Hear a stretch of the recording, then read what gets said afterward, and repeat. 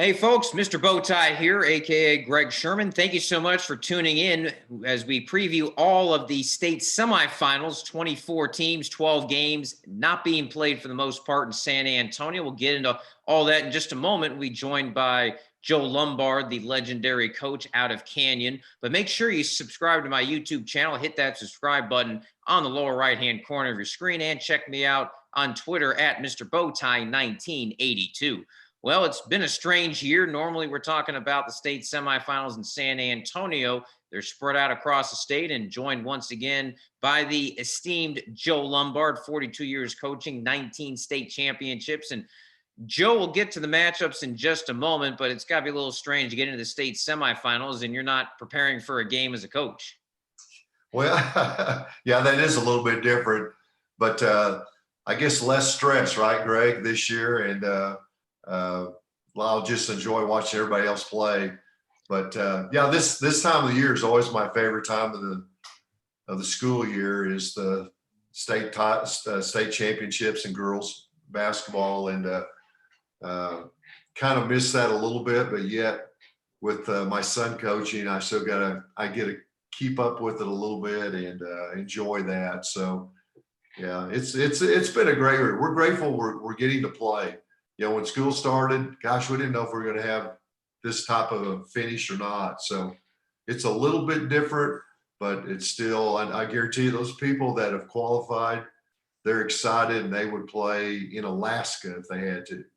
There may be some teams that are traveling to Alaska just to get games in. We'll talk about your stress level in a moment. But before we get to the matchups, as we mentioned, the state semifinals not being played at the Alamo Dome. They're being played throughout the state. The finals will be played at the Alamo Dome. And Joe, first off, how has that changed the prep work for these 24 teams, some of whom, like Canyon, like Nazareth, are used to being here, Frisco Liberty, but there are others that maybe have not been here in a while. Who does that favor, if anybody?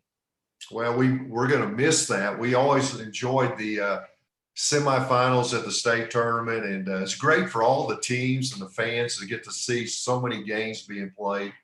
And we really always enjoyed that and miss that. Now, what it does though give is a coach is going to get a couple extra days to prepare. And so, especially those guys at the state tournament where they have to play Friday, Saturday, back to back. Now they're going to play, a Saturday, then a Thursday, or a Friday, and then a Wednesday. And so they have more times to prep, maybe rest your players a little bit. And so I think you're going to see great quality of basketball because of that extra time, that extra day or two that they're going to have. However, take that out. I mean, the excitement of the state tournament is still there, but not quite the same without the semifinal rounds, like you said. Yeah, and the semifinals are being played really all over the state, similar to what we see in football, though it's kind of getting strange. A lot of venues don't want to host. In fact, hearing that Lubbock Cooper and Frisco Liberty out of 5A, you would think they would play in Abilene if it was a football game, but instead they're supposedly coming all the way down to San Antonio, and they're going to hang around for a few extra days. So there'll be frequent bus miles, so to speak. We'll talk about the matchups. We'll start with 6A, and we'll come all the way down to 1A, and we'll start off with 6A, and Duncanville not in these semifinals, beaten 3 times this year by DeSoto. DeSoto back for the second time in 3 years. They'll take on South Grand Prairie, a school that, as a 4 seed a couple years ago, beat Duncanville in the first round and made a long playoff run. The other side, Converse, Judson out of the San Antonio area, taking on Cy Creek, 2 teams who lost to Duncanville at the Dome. Cy Creek in the finals, Judson in the semis. And Joe, this is really the most even 6A we've seen in a while, even with what Treva Corrales of Converse Judson was telling me a little bit earlier. Yeah, I think it's wide open. Usually you have a heavy favorite coming in, like a Duncanville. And this year, DeSoto, it's got to be great if they've beaten Duncanville, 3 times this year, and beat them in the regional finals. So, DeSoto, South Grand Prairie I'm sure they're really good. I think DeSoto handled them pretty easily early in the year. So we'll see how much South Grand has improved. But I'm really intrigued by that Cypress Creek 31-0 versus Judson 26-1. man, I tell you, I can't wait to see that game because I think that's one heck of a matchup. Uh, Cypress Creek, 2 years in a row, they've been there. They're I know they're knocking at the door, and then on the other hand, Judson, I just think they've got a really good program going right now, well coached team, and that's hard to pick a winner there. But I would think DeSoto is the favorite just because of what they've done so far this year. But I think that thing is up for grabs. Yeah, and talking to some of those coaches, DeSoto, a team that has some issues with, I guess, staying cool. A lot of people know about the scrappiness. They had a brawl with Duncanville. DeSoto almost got into one with Converse Judson after the Rockets won the state championship a couple years ago. Cy Creek certainly looking to make amends after what was really a not so great showing by them last year. They barely got out of the semis and were blown out by Duncanville. They were missing one of their players for disciplinary reasons. And this one's just going to be very, very exciting. And Judson and Cy Creek may play in Houston, may play in San Antonio. We still don't know. And that's going to be where that may be exciting. We only get one game out of that, Joe. Yeah, that's true.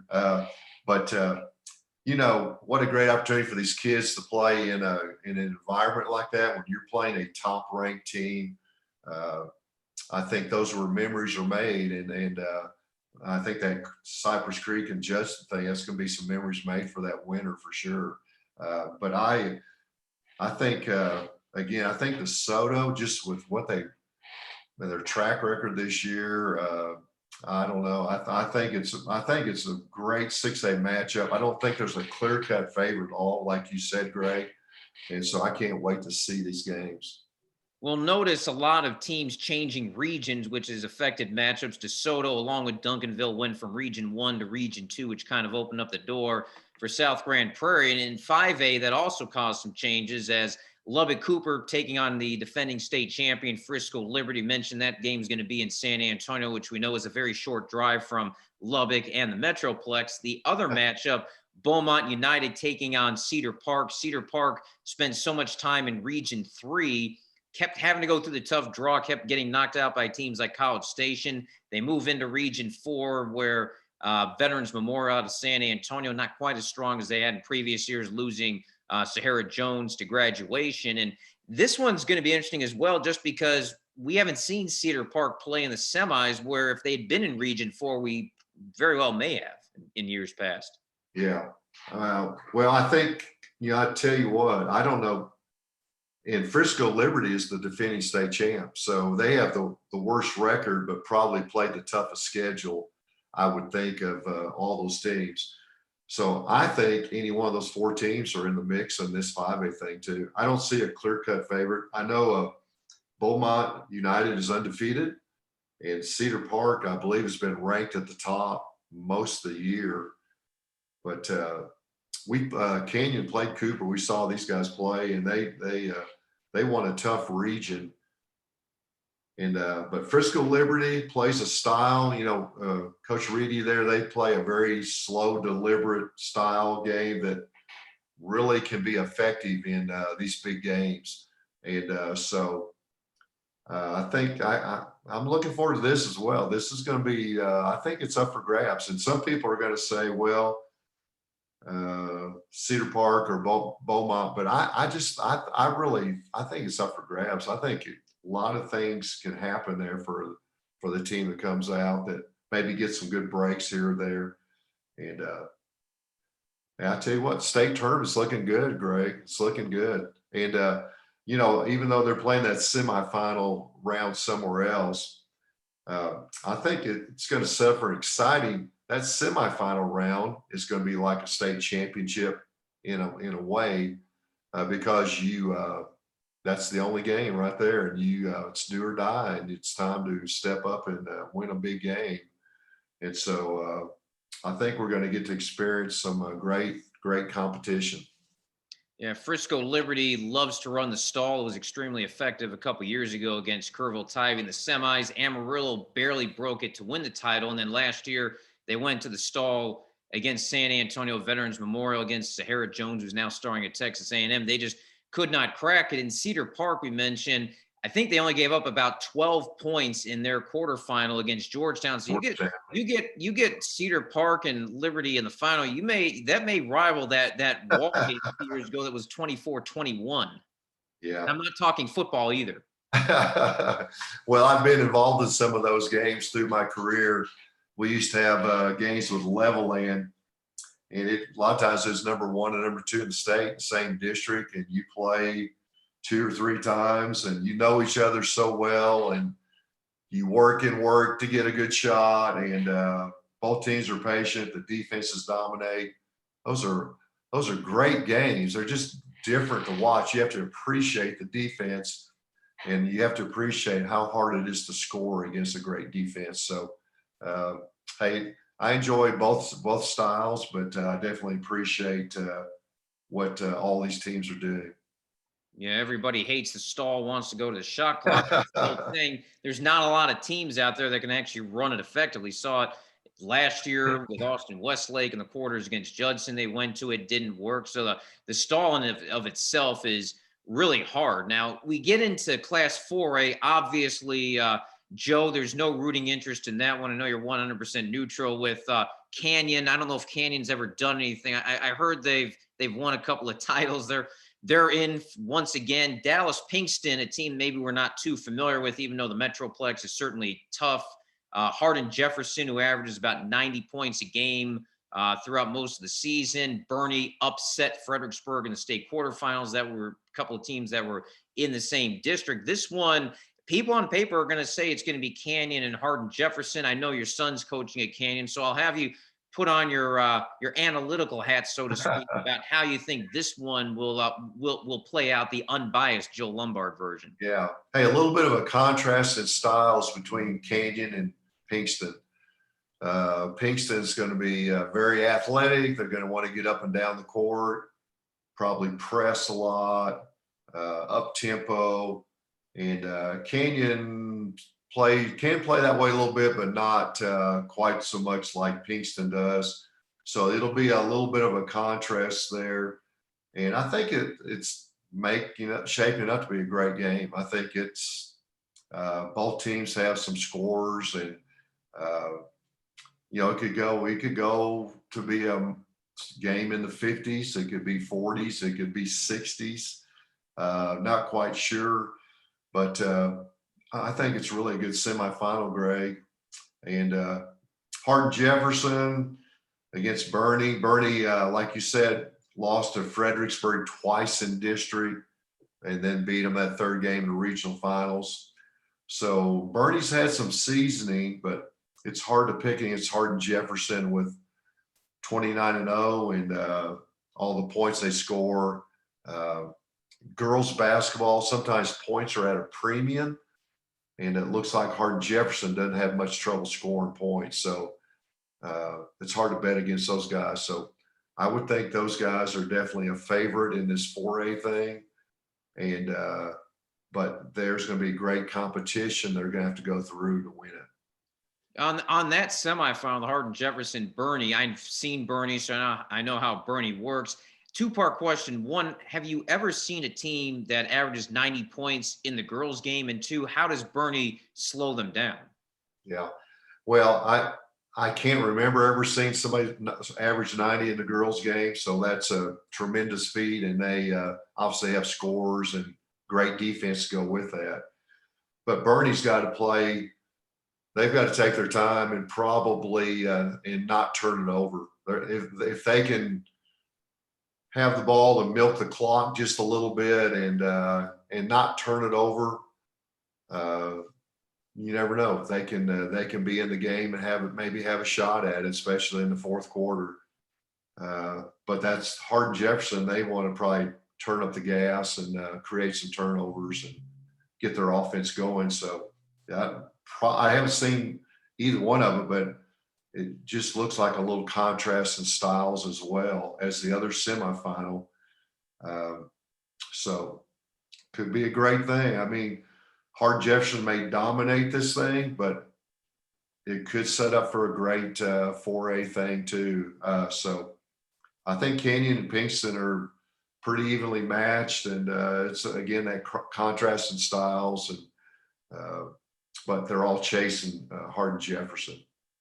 Tate, of course, your son now coaching at Canyon. Of course, he won a couple of titles at Wall. Finally has a chance to start trying to cut into your lead as far as family state titles. What do you tell Tate as far as trying not to be like you and not worrying about the pressure of daddy having 19 titles? Yeah, he's his own guy, his own person, his own coach.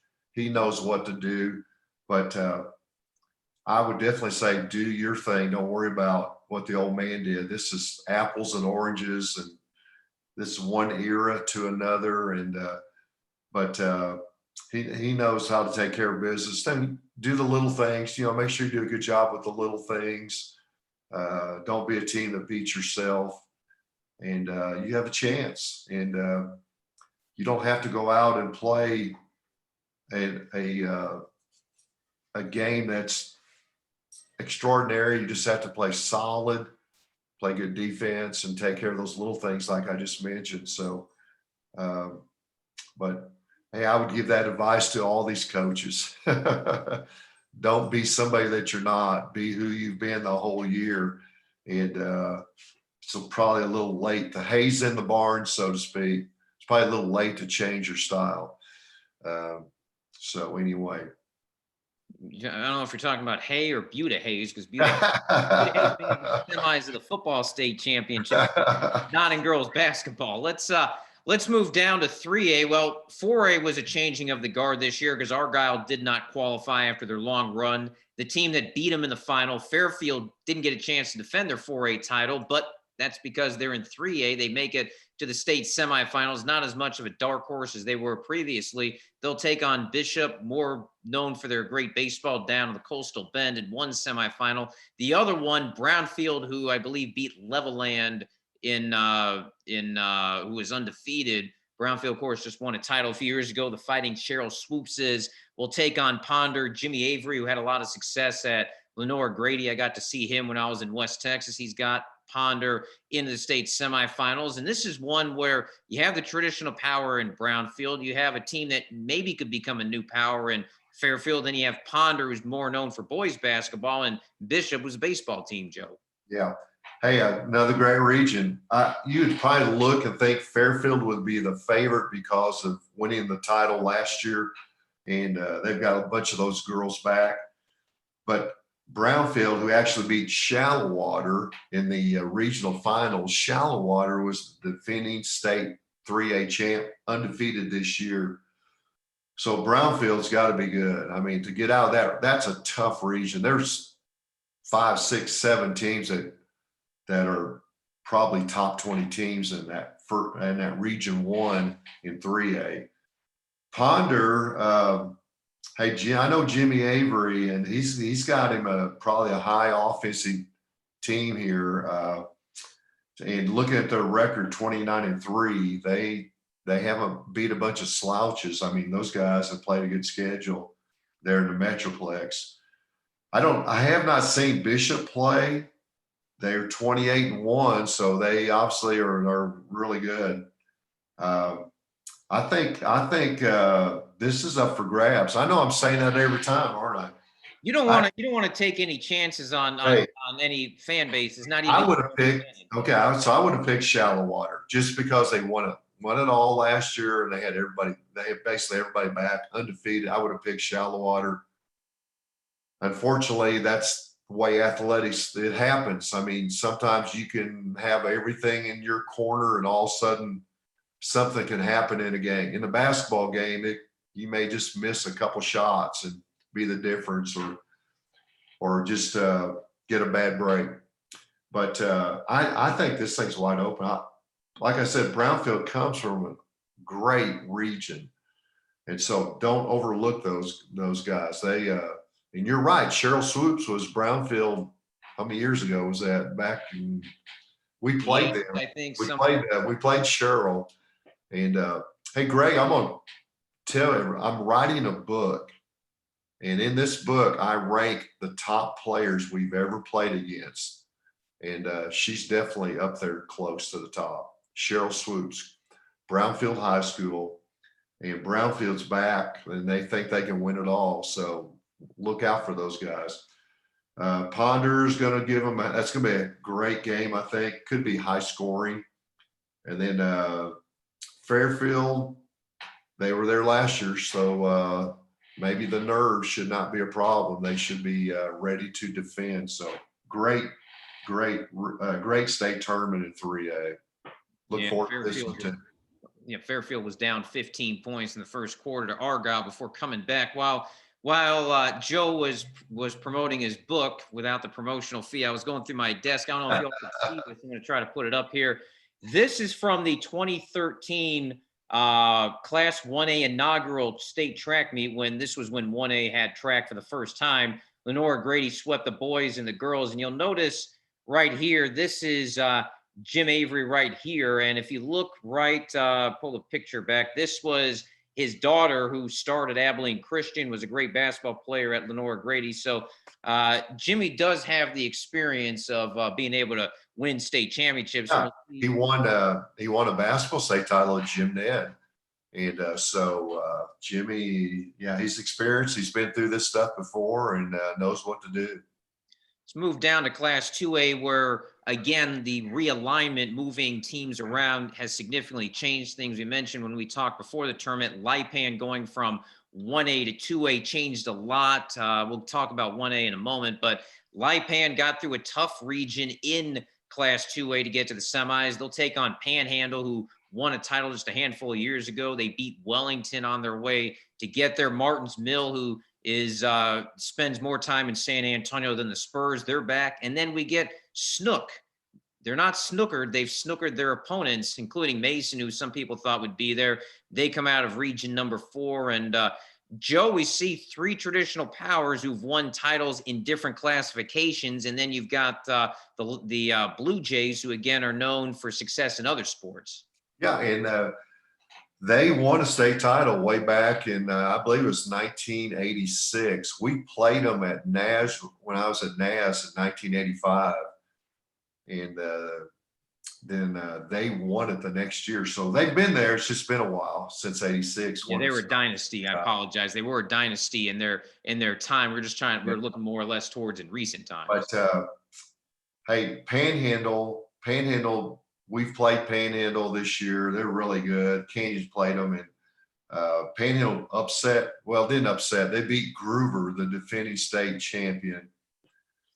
And then Lipan, upset Munster, although I know Lipan's got a great program, like you said, Greg. But I thought Munster and Panhandle were going to meet, and it didn't work out that way. Lipan got in the way, and so Martin's Mill, like you said, has been there many, many times, and not a stranger at all. I think, if I'm correct, they upset a school called Douglas, who was undefeated. So I don't know if you call that an upset, but I think Douglas was 27-0, and Martin's Mill got him. And of course, Snook, then they win a low scoring game, 28-25, I believe. So, but here's my prediction. I think Panhandle's the team to beat in this state tournament. Yeah, and it's strange where you say upsets, but you have state powers that are upsetting each other, and it's just kind of where you don't normally say Martins Mill an upset in the same. No, it's not really a true upset. It's just maybe a lower seed beating up a higher seed, or if you just look at records, you can't really do that because some people play just much tougher schedules. So you have to look at who they play. And then from the start of the year to the end, teams can improve so much. And but like I said, Panhandle nudged out Groover, and then got by a district opponent in Wellington who was really good. I don't know. Maybe most people say it could be up for grabs too. I just like the way Panhandle was playing this year. I think this is one of their better teams. Yeah, and we get to 1A where we have all this open competition in 2A through 6A. Then we get to 1A where Lipan is gone, are the only ones that have beaten Nazareth since the tournament went to San Antonio. Nazareth got through 1A, making it look easier than it really should have been. They're in. We talk about, I believe, Westbrook is coming out of region number 2. Westbrook located about an hour west of Abilene, a little bit before you hit Colorado City. Dodd City, who if Nazareth would take a year or two off, they would have some state championships. They've lost to them in the last 3 years. And Joe, let's talk about 1A. Everybody's going to say Nazareth over Dodd City in the final. Are we assuming that's going to happen, or can one of the other teams be able to make something happen? Well, I know it's a great thrill for Westbrook to be there and for Neches to be there. And Neches actually won a state title, I think. They are a volleyball power. They won their. I forgot to mention Neches. My apologies. I don't want the. Neches is so used to winning volleyball state championships. They won their third in a row this year. That we kind of wanted to leave them out just to maybe let them sneak up a little bit. But that's a school that when you get into these 1As that they play in multiple sports, and so they're gonna. I think they'll give Dodd City a lot better fight than what people might think. But what do you think, Joe? Well, it's going to be. I think it's going to be Nazareth and Dodge City in the finals, and I think those two are going to. It's going to be a. Can you call it a Donnybrook? I think those. I think it's set up to be a great game. Naz is always the favorite because the Naz tradition and they won it last year. But I think Dodge City they're in it to win it. I think it's going to be a great game. And I'm looking forward to watching this one. Here's a Class H state title game. I think with those two playing in it, that could be one of the best ones this year in the entire state tourney. Now, Neches may have something to say about that, but I really like Dodge City and Naz. I just think they've separated themselves this year. Some years Naz doesn't have the competition, but this year I think Dodge City can play with them, and I think it can be a great, great game. Yeah, and Dodge City has really the best fans that come. They're always dressed in unusual ways, so to speak. There's one usually has the ketchup bottle, the other one with the mustard bottle. But this is one of those where it could be both teams could be Dodge City and Nazareth. Always the potential for a look ahead, maybe more for Dodge City. And just how do you avoid that look ahead where, and I guess maybe the better question is, how does Dodge City, if they get by Neches, how do they finally get over the Nazareth hump to win that title? Well, one at a time. So they got to take care of that first game first. Probably in Class A, there's not too many Class A teams can beat a Nazareth, and maybe not too many can beat a Dodge City. So they've probably been preparing for each other throughout the season. They're probably have looked at each other and knew that they had a great shot of maybe meeting like this. And so I think now what they got to do is make sure they play well, take care of that first round opponent, and not overlook anybody in state tournament, because all these teams obviously are good if they're there. So you better not overlook anybody. So one at a time. And then I would tell Dodge City, hey, you guys are 30-0. You're here for a reason. You've got high standards, and just play like you've been playing. And if you're good enough, you can do it. But you gotta semi kind of find a way to relax a little bit when they go in this game. So they need to go in with some confidence, knowing that, hey, we're 30-0 and we've played some good people and got a great shot at this. And then at Nazareth, they already know they can do it because that's what they do.